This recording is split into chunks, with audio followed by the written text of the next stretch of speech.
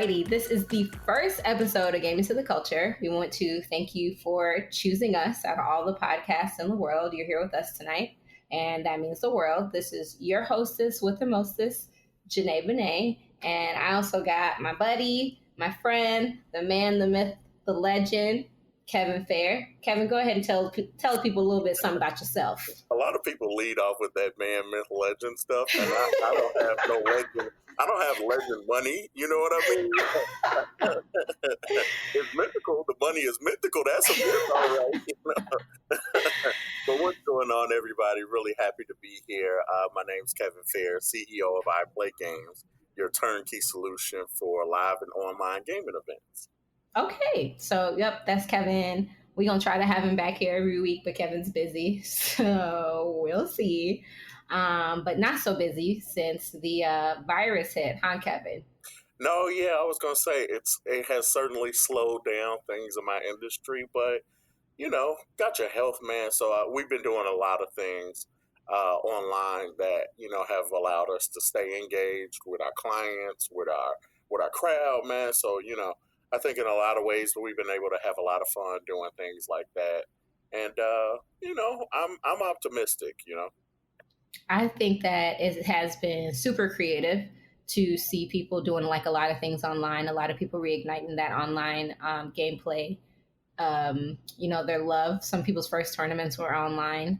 I know everyone can't do it. Like I know Combo Breaker just canceled. They pulled the plug on it.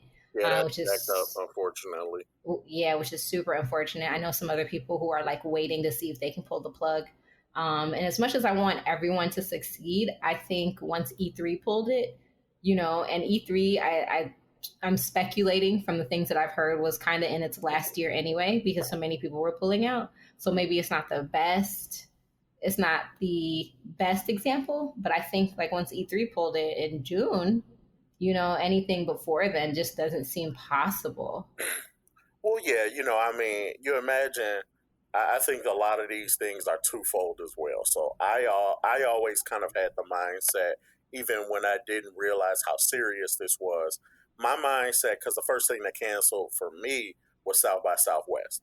Yeah. And what I thought in my mind is I said, hey, man, I'm pretty sure a lot of these groups have legal teams that are telling people, hey, listen, we don't know much about this virus, how it spreads. We don't want to be the group that has to try to, you know, litigate how and why people, you know, tons of people got sick. So, you know, up front, I thought a lot of these things were legal decisions on, hey, you'd rather have the ability to have a show next year as opposed to, once again, go to court and then never come back ever again. Then what I started to feel like happened was we had a moment of clarity where it was just like, we now understand why the virus is such an issue. We are not able to detect it, which means you can exponentially infect more people, not even knowing that you're infecting them. The death rate is higher on COVID-19 in comparison to other flu, you know, other flus, strains of the flu rather. And, you know, it also takes longer to recover from it. You know, so I think the closer we began to realize that the problem is huge because we, number one, don't got testing. We have not established, you know, a great testing system across the country. It's impossible to tell who does and does not have it just by eyeballing the person. And you're possibly spreading something that can be deathly harmful to some people, that can be pretty harmful to others, especially when it's a respiratory type issue. And at the core of all of this, we have a failing healthcare system. So, no, you know, you're right. E3, the big guys pulling out were definitely a signal. But then I really think that, you know, the consciousness of the nation around this issue probably started to rise as New Yorkers started to speak out about how this was affecting their hospitals. We have a lack of supplies, lack of manpower, all of that good stuff. Yeah, I think I am hoping that this pandemic leads to something better. Obviously, in terms of like healthcare and the way we handle things. I had a friend who was still working. He was still going to work. And he was like, oh, the office isn't set up. And I'd have been like, it's going to be set up today, you know, to work from home. Like, that's it. And now he's at home. And I'm like, I told you. And he was like, yeah, but we weren't set up. And it's like, and you know what? Especially, I think he might have been one out of two or three IT guys. All of y'all should have been like, nah, we going home.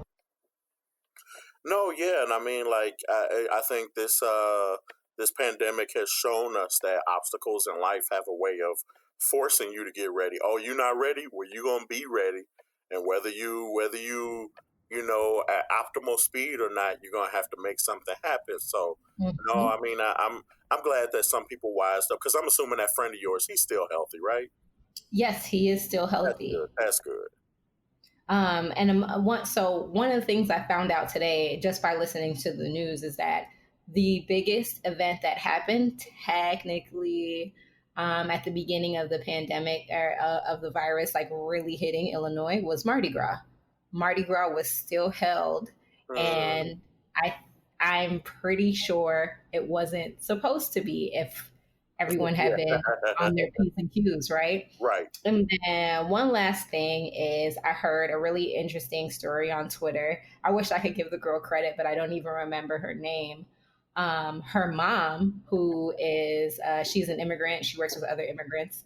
She works at a nursing home, and high risk. I don't even know if people are getting hazard pay, but she asked for like hazard pay, this, and that, and then the lady laughed at her and was like, maybe we'll give you free lunch. So Junae, she I was going to joke with you and say she laughed at. she did though. So what her mom did, what this lady's mom did, was get all the other people together and say, we're gonna call in sick, we're not gonna go in, and watch this lady squirm. And they did that. I believe that's called a coup, right? I'm not misusing the word. They staged a coup. And I can kind of see how that word could apply there. mutiny, is mutiny better? Yeah, mutiny might be a better word Okay. because a coup is So, like, hey, sweeping in, taking a victory. I think I've heard that used in that way a little bit more. A mutiny is definitely like, hey, we are revolting to the top. I think you got that one. I Yeah. think in the beginning she did a mutiny, and then Okay. towards the end it was a coup It was because cool at the end, so it's a matter of yeah, what time it happened when she did it. yeah. So she calls in, everyone else calls in. This lady's panicking. She calls her boss. Her boss calls the lady's mom, begging for them to come in. And then she got all of her demands. So, and I'm like, that's perfect. And I didn't want to be negative Nancy, where I'm like, but sometimes it be that one person who go in and da da da da da. But I think it's different in a case where you are a healthcare worker. You don't want to deal with all that by yourself. So you like, no, if they not going, I'm not going. And I just thought that was like amazing. She was able to be like, hey, we all not going. And that lady had to then figure it out. No, you're not going to laugh at me. I have a friend who quit her job because they were trying to make it difficult for her to be. She was like, I have a 2-year-old at home. I don't mind coming, but a lot of people are able to make house calls and then do visits once a week. And she was like, I want to be like that. And he was like, there are other people who are willing to work. And she quit. And it's like, y'all got to start giving these people the what for. But I understand if you can't, there's always two sides to a coin. Well, so here's the thing, Janae. The woman who staged a mutiny and then performed a coup, as you said, here go the thing. Here's the underlying issue that we have culturally, right? And I'm not even going to get too hard into the political portion of it because I don't know how to even articulate that way. But here's the thing that all of us, if you got two eyes and ears, you can tell. Here's an issue, right? Why should people have to try to force you? They should have to basically stage a mutiny for you to realize that, like, hey, we're essential workers that stand to risk a lot. Mhm. We are literally going to risk our health. And you wouldn't even think about trying to compensate me fairly about that until I forced you to. I had to basically say, we're going to go on strike until you meet basic demands on something that, like, Mhm. again, like, you're going to tell me that you value the normalcy of being able to pay me the regular wage that I have over my life. Like, think about that. They really were just straight up like, well, yeah, sure, y'all might be able to get sick from this disease that we don't have a cure from, or this virus rather that we don't have a cure for, with healthcare that you probably won't get access to, and you'll be out of work with time that you can't afford to miss. Yeah.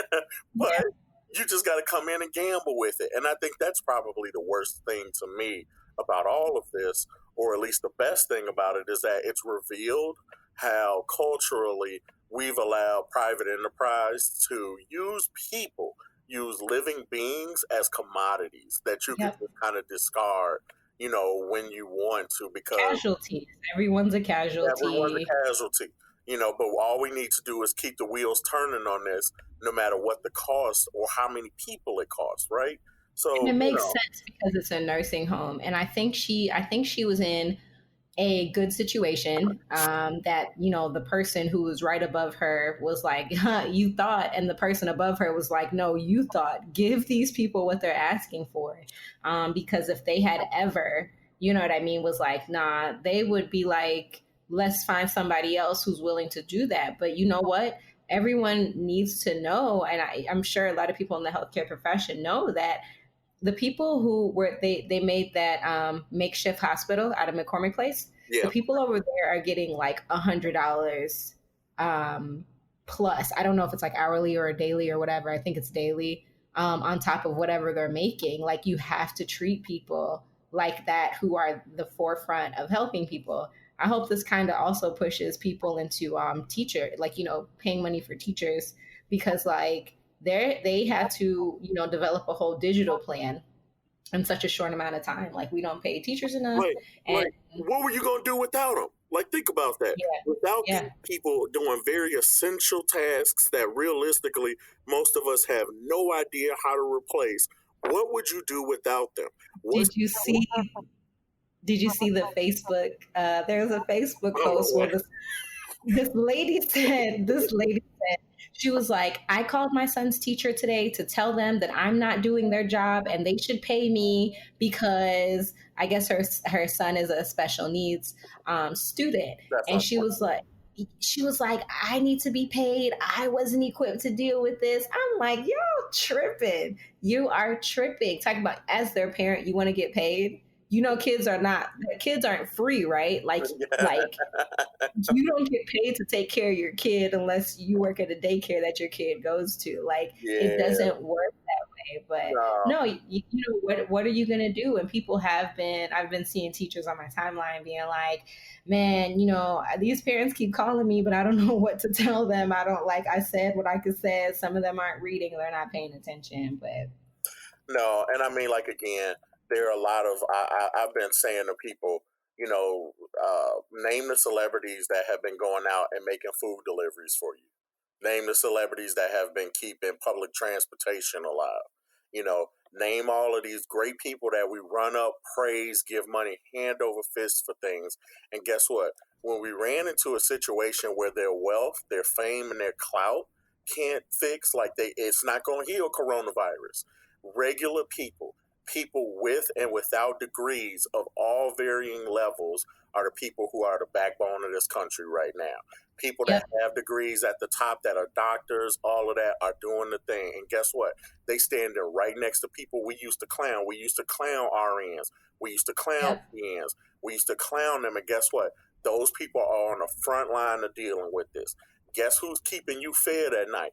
People who work at grocery stores. And guess yep, what? Some of them folks got accents. They don't, English ain't their primary language, but guess what? If they stopped working, think about where you would be if you didn't have access to food, or if you lived in a food desert. You would be messed up right now. Think if you lived in one of those nice suburban neighborhoods, and your one Target or your one Walmart just said, hey, man, we don't get paid enough to come up here and work during this and risk exactly. getting it. Like, we don't get paid enough to do this. But guess what? Those are the people who are primarily keeping society, like, afloat.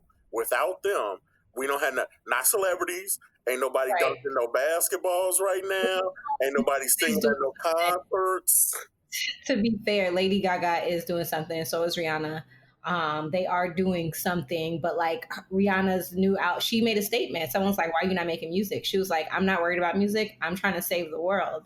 So there are some people who have their priorities right, And you're and right, Junae. There's individuals doing it, but this again, as a whole, as a whole, when we start, this is the problem: is that we find anecdotes to try to excuse the behavior of a failing system, right? We find individual anecdotes to be like, well, yeah, celebrities did do something. And I'm not saying that's what you're doing. I'm saying you were showing love to Lady Gaga and Rihanna, and everybody loves Riri. So I mean, that could never be a bad thing. But like, think about this: if all of our people, the mega million and billionaires, came together and said, "Hey, why don't we pay for everyone to get a test?" Period. but I also think that's the problem because I would love that. But then what happens is the government continues to act how it acts and expects people to bail other people out. I would, don't get me wrong, I think that would be brilliant, right? But then it doesn't hold the government accountable. So like, And that's where they should, they should step in and be like, "Hey, so listen, we just did something that our government should have been doing, right? So not only should we allow lead people that we have deemed as leaders, which includes the celebrity, the political, and all of the like. Not only should they be leading the way with some type of help financially or something along those lines, they should be able to help influence that type of change, right? And I'm not saying that if you become a rich person that you should be doing everything you can for everybody everywhere all the time. But I'm saying the people who have helped you achieve your wealth, they struggling against a literal world pandemic. You know how people be saying, "Yo, would you do this if they put a gun to your head?" This is it. There's a gun to everybody's head now. Would you do it? And we got folks being like, I don't. let's put it in my mansion. Let me give you That the picture with world. Dave Chappelle holding on to the money. Exactly. Poor people, it's poor people around y'all. Like they're not. So it's to me, I feel like it's like that. It's not that I always feel like people should wait for a handout. That's not what I'm saying. I'm saying that we have systems in place that allow the few to benefit off the many. And if there should ever be a single time where those few say, "Hey, man, like we could really do something that does good for everyone, that we don't need to ask for something back." Because guess what? The sooner we get out of this, they're gonna go back to making money. Like, Or it's you get just selfishness. Like, imagine this: if you were like, "Dag, man, the NBA should be happening again. I would love for it to be going on, et cetera, et you cut cetera." out, repeat that. If you sitting at home saying, "Dag, man, I wish the NBA was back."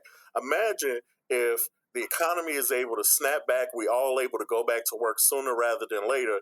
They're going to get the money back. People going back to play. They're going back to watch the league.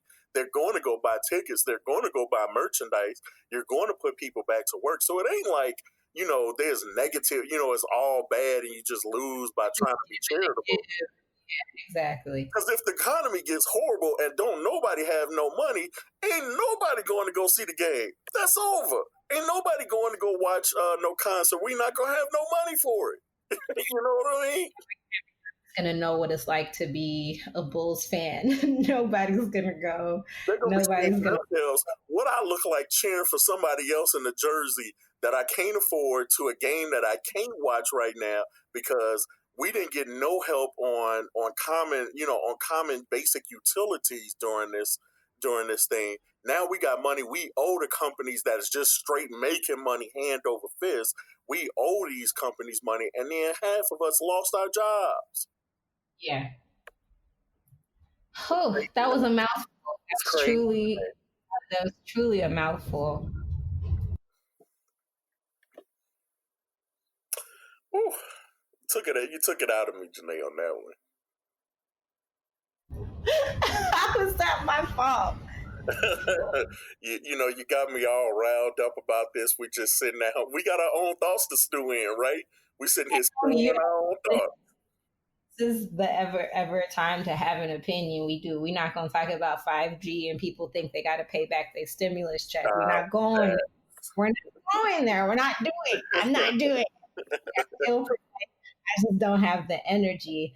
But I have seen a lot of people turn to video games, even for like conducting meetings and things like that. I've heard about people trying to conduct like a class or a meeting in Animal Crossing New Horizons, as well as Minecraft and things like that, because the servers and stuff can handle it. I think I heard something about Dota, but that don't even make no sense because that game is it's off the charts. I haven't gotten to Animal Crossing. I don't think I will. I may try it, but I tried the pocket version, and a lot of people told me that I should not judge the game from the pocket version. Okay. But it just seems like everything happened in real time, right? Like I had to wait so many hours. It's like when you play The Sims on your phone. You got to wait an hour to eat another cupcake. You got to wait an hour to be done with your job. You got to wait this. You got to wait that. And so, what games have you been playing since you said you have been hosting stuff online? What have you been hosting online, and what do you play that's just by yourself? No, so I mean, I've been having a lot of fun personally because I just enjoyed Mario Kart a lot. We've been doing a weekly gathering online with that we've been streaming to our Facebook page, to the IPG Facebook business page, and that's been a Mm-hmm. lot of fun. Of course, tonight is another Mario Kart night, so I'm excited to see how that may go tonight as well. Yeah. And then we've also played. We've played Smash Brothers. We've had a lot of fun with the Jackbox Party Pack. And I gotta tell you, you don't know how dirty your friends' minds are until you get them onto Jackbox Party Pack. And Um, isn't Jackbox like semi innocent? Like you don't even think you would go there. it You doesn't know. have to be that way until you make it that, right? Okay. It could be a nice thing where you just go, oh, ha ha ha. But then because you can, leave certain words on. This is up to people that you know. This is up to what they think in their mind, in the gutter of their mind. And so you'll have some friends that decide to. What I think is funny about Jackbox is that it's your ability to figure out what other people in the group think is funny, witty, or clever.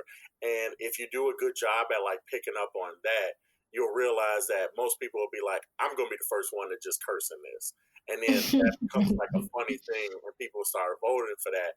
And then other people go, well, I'm a curse too. But then if it doesn't make any sense, then no one votes for it.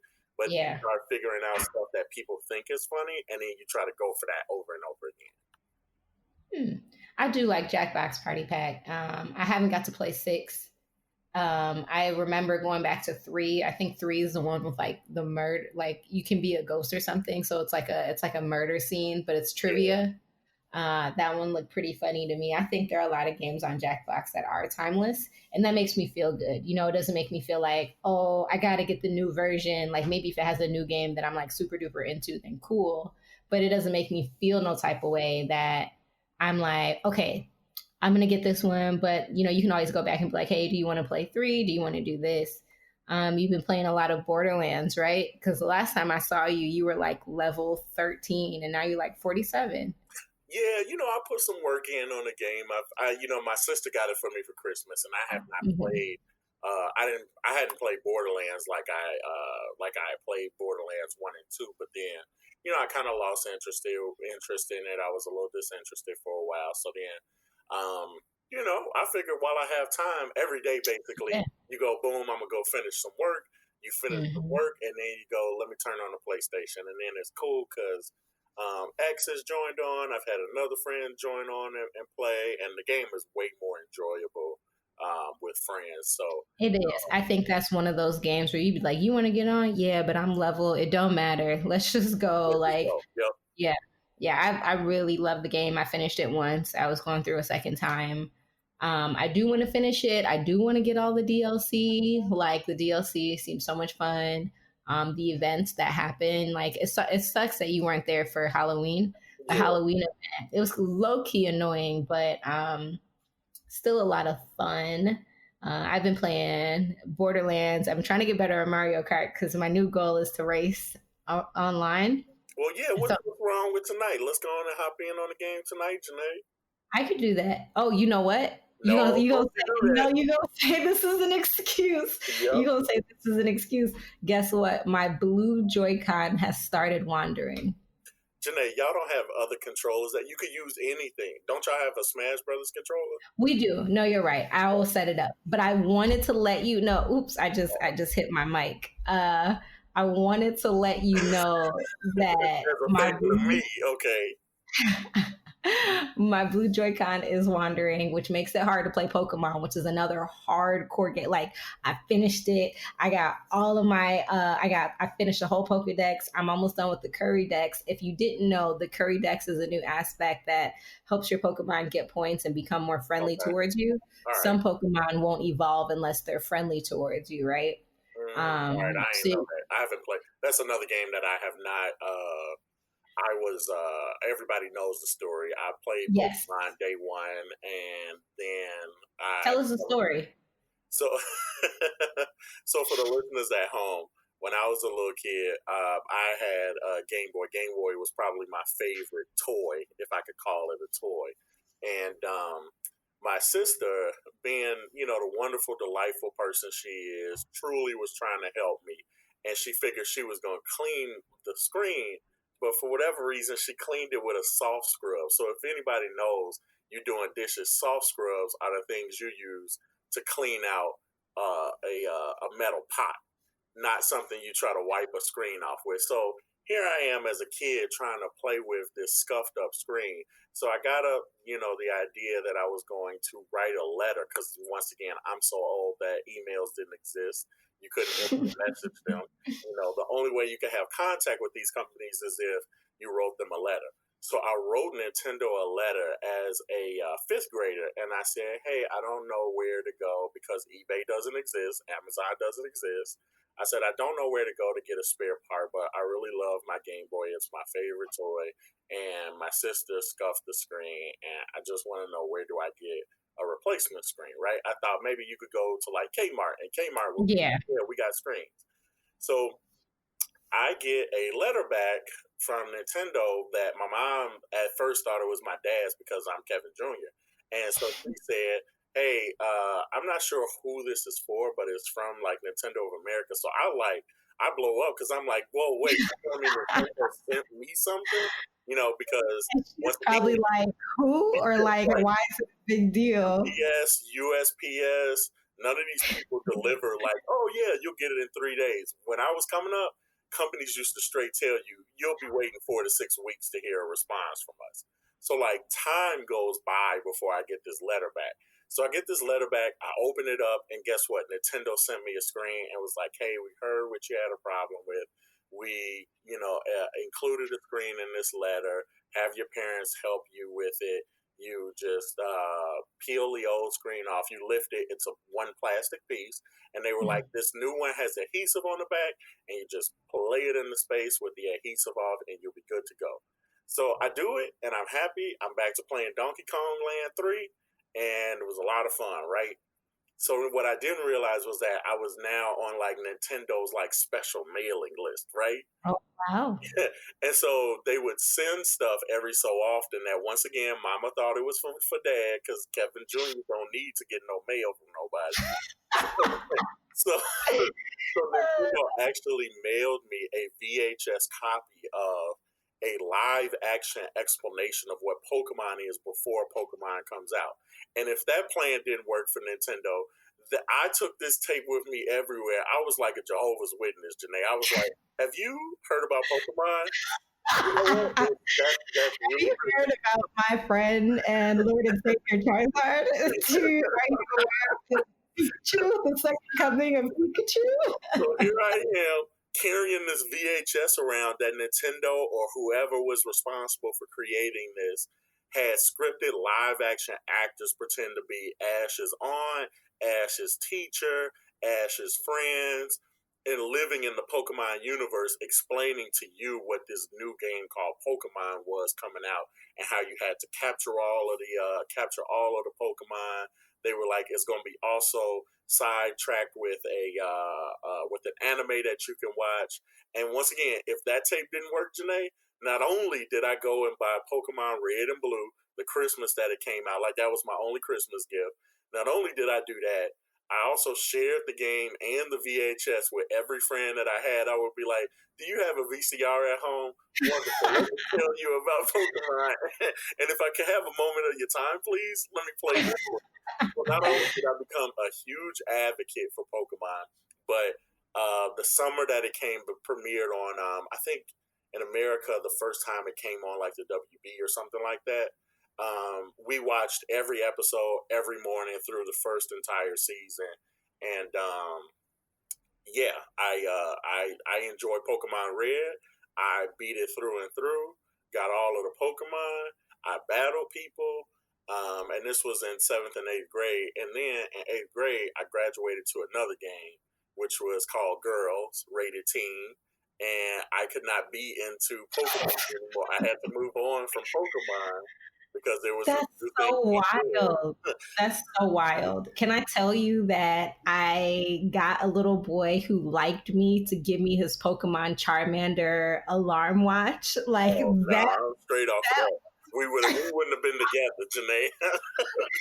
that was me. I was like, I want to play. My best friend had it, so I would just play off of hers. And then,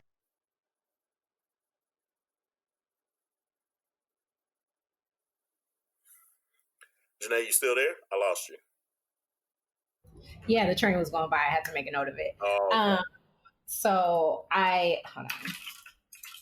So my friend had it, so I played it with her a lot. And then there's this boy, and I was in flag football, and he was in flag football. So he always used to kind of like tease me or whatever, and then laugh when I would like freak out because I've been like that for a while now. So, and then he would walk to school and like wait by my house until I walked out.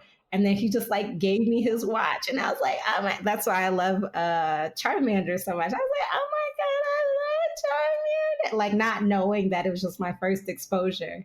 Because if he had gave me like Pikachu, Bulbasaur, and Squirtle, I probably would have been all over it. And guess what I thought up until last week or maybe 2 weeks ago? What's that? I thought that when the Pokemon fainted, they hated you more.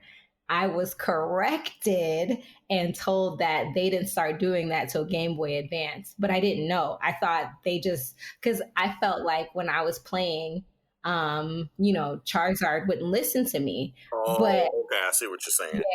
yeah, and so X was like, "No, it's because you didn't have the badge to control him." And I Yep. was like, "That doesn't make sense because I just thought this thing that I never read about, right? The only game I had on Game Boy Advance is Madden. No, I don't play Madden. Please don't ask me." And it was the color, and I didn't play Madden. I didn't play Madden, but that was the only game. My sister bought it for $30 with that one game, and I never thought to ask for another game. It was unheard of. You got one game, you better like it.